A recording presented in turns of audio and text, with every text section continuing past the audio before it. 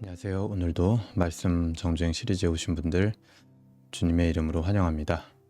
오늘은 사도행전 20장 두 번째 파트 13절부터 이제 38절 끝까지 우리 한번 나누어 보면 좋을 것 같은데요. 계속해서 바울의 이제 행적이 계속되고 있는데, 특별히 오늘의 경로는 이제 바울이 예루살렘을 향하여 이제 가는 마지막 경로라고 볼 수 있습니다. 13절에 보면 우리는 앞서 배를 타고 아소에서 바울을 태우려고 그리로 가니 이는 바울이 걸어서 가고자 하여 그렇게 정하여 준 것이라. 그래서 이제 바울의 일행들은 배를 타고 아소에서 바울을 태우려고 그리로 갔고, 바울은 따로 이제 육로를 선택한 것을 알 수가 있습니다. 그래서 이 아소까지 걸어서 가는 길은요, 실제로 지름길이긴 하지만 옛날 이 당시 사람들은 그 길이 굉장히 험한 길이라고 이제 말했던 어떤 그 기록들이 있습니다. 그래서 걸어서 아소로 가는 것은 죽기로 마음을 먹은 것이나 다름없다라고 말할 정도였다라고 해요. 그럼에도 불구하고 바울은 도대체 왜 이런 위험한 길을 선택했는가? 이제 지금까지 바울의 행적들을 살펴볼 때 역시 바울이 그런 위험한 길을 선택한 거는 아무 이유 없이 선택한 게 아닐 것 같아요. 역시 이곳에서도 그곳에 세워졌던 교회와 성도들을 권면하고 세우기 위해서 이 길을 선택했던 것이 분명합니다. 그리고 나서 바울은 16절에 보면 오순절 안에 예루살렘에 이르려고 급히 가밀어라 이렇게 하면서 예루살렘을 향해 가장 빠른 길로 가기 위해 또 이 길을 선택했다라는 걸 알 수가 있죠. 그래서 바울의 마음이 이미 예루살렘을 향하여 굉장히 사로잡혀 있다라는 것을 우리가 알 수 있습니다. 그런데 그 예루살렘에서는요, 바울을 향한 어떤 환영과 기쁨이 기다리고 있는 게 아니었던 것 같아요. 22절과 23절에 보면 보라, 나는 이제 성령에 매여 예루살렘으로 가는데 거기서 무슨 일을 당할는지 알지 못하노라. 오직 성령이 각성해서 내게 증언하여 결박과 환난이 나를 기다린다 하나 하시나 하면서 바울이 이 성령을 통해 예루살렘에서 앞으로 엄청난 환난을 겪게 될 것이다라는 것을 계시로 알고 있었습니다, 이미. 그래서 그럼에도 불구하고 예루살렘을 가기로 바울은 마음을 먹었던 것이죠. 바울은 별로 그 결박과 환난을 개의치 않아요. 왜 그럴 수 있었을까요? 내가 어려운 일을 당한다라는 걸 알고도 거기로 갈 수 있었던 건 어떤 동기에서였을까요? 24절에 그 답이 있습니다. 내가 달려갈 길과 주 예수께 받은 사명, 곧 하나님의 은혜의 복음을 증언하는 일을 마치려 하면은 나의 생명조차 조금도 귀한 것으로 여기지 아니하노라. 바로 뭐예요? 주 예수께 받은 사명. 바울은 사명에 사로잡힌 사람이었기 때문에 그런 결박과 환난, 그것을 개의치 않는 겁니다. 사명이란 무엇입니까? 사명은 때로는 우리가 하나님을 위해서 무언가 하는 것으로 생각할 수도 있지만, 사실 그 사명을 잘 생각해 보면요, 그리스도인들을 거센 풍랑과 파도에도 절대로 흔들리지 않게 단단하게 매주는 닷과 같은 역할을 하는 게 바로 사명입니다. 그리스도인들의 삶의 원동력이자 낙심할 때 바라볼 수 있는 위로이고, 고난이 다가올 때 언제나 피할 수 있는 비난처가 바로 이 사명이라는 거예요. 반대로 사명이 없는 그리스도인들은 어떻겠습니까? 흔들리고 낙심을 해도 위로가 없고 고난을 당해도 피할 곳이 없는 그런 안타까운 상태가 되는 겁니다.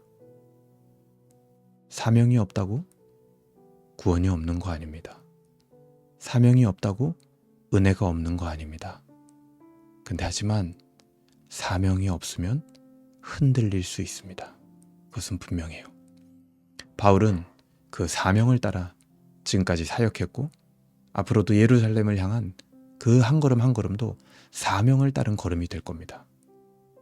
그리고 이제 자신과 같이 사명에 붙들린 자들이 될 수 있도록 28절에 보면 에베소의 장로들을 권면합니다. 뭐라고 합니까? 28절에 여러분은 자기를 위하여 또는 온 양떼를 위하여 삼가라.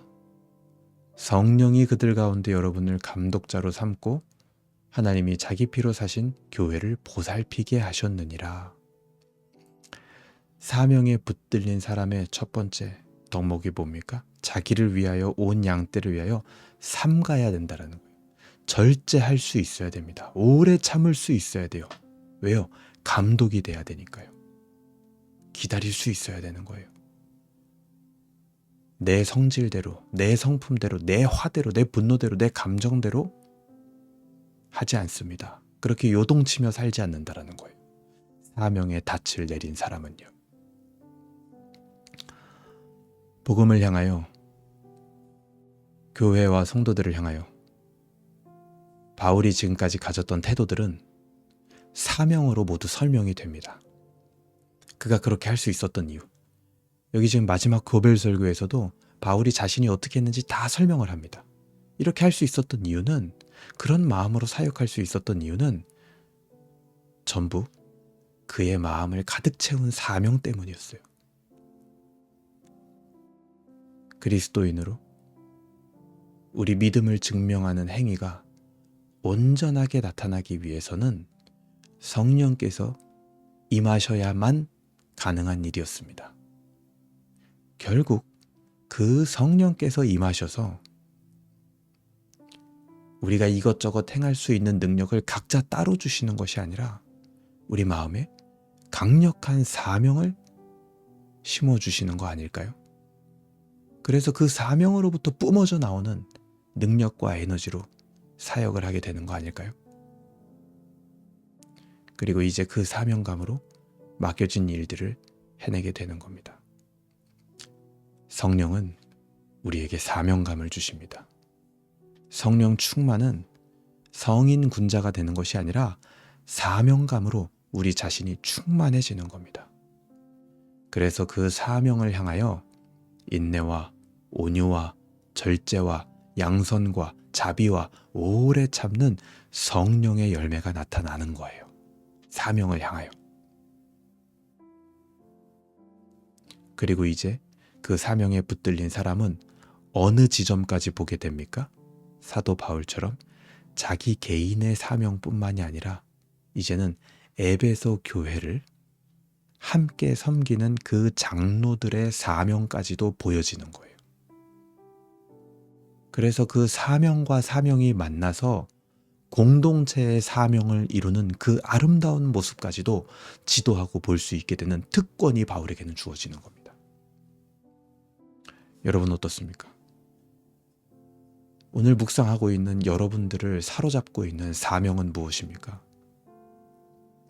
우리 신앙생활은 사명감을 발견하는, 사명을 발견하는 신앙생활이 되어야 합니다. 그리고 그 사명을 함께 나누고 공유하는 신앙생활이 돼야 돼요. 때로는 그 사명을 향하여 홀로 가는 외로운 길도 갈 수 있는 그런 신앙생활이 될 때도 있을 겁니다. 그렇기 때문에 바울에게 이 에베소 교회가 있었던 것처럼 우리에게도 이 에베소 교회와 같은 함께 사명을 발견하고 함께 그 사명의 짐을 질 수 있는 그 공동체, 그것을 나누는 공동체가 정말 소중한 겁니다. 나를 사로잡는 사명이 무엇인지, 또 그것을 나눌 수 있는 공동체가 나에게는 있는지. 만약에 여러분 없다면요, 기도하세요. 하나님, 저에게도 그렇게 사명을 함께 공유하고 나눌 수 있는 공동체를 허락하여 주시옵소서. 그래야 흔들리지 않는 신앙을 영위할 수 있게 됩니다. 여러분, 교회 시설이 좋아서, 교회에 좋은 프로그램이 있어서 흔들리지 않는 신앙생활을 하게 되는 게 아니에요, 여러분. 교회 안에서 끊임없이 사명감으로 내 자신이 채워지고 있는가? 그것을 나눌 수 있는 공동체가 있는가? 그게 흔들리지 않는 신앙생활의 원동력이 됩니다. 여러분도 그런 공동체, 그런 사명 만날 수 있길 주님의 이름으로 소망합니다. 기도하겠습니다. 하나님 아버지 감사합니다. 오늘 사도행전 20장 후반부를 통하여 사도 바울이 지금까지 교회와 성도들을 향하여 어떤 마음으로 사역을 했는지 보게 되었습니다. 그리고 또 예루살렘으로 향하는 그 발걸음, 환난과 결박을 향하여 향하는 발걸음에 거침이 없었다는 것도 우리가 보게 되었습니다. 그 모든 것의 중심에는 사명에 사로잡힌 사도 바울의 마음, 사도 바울의 온 마음을 사명으로 충만케 하신 성령의 역사임을 우리가 보게 됩니다.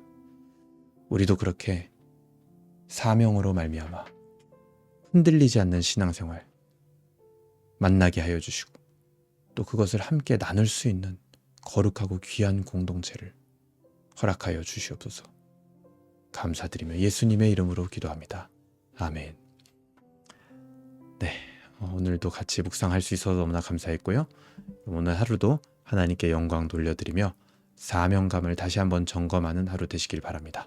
감사합니다.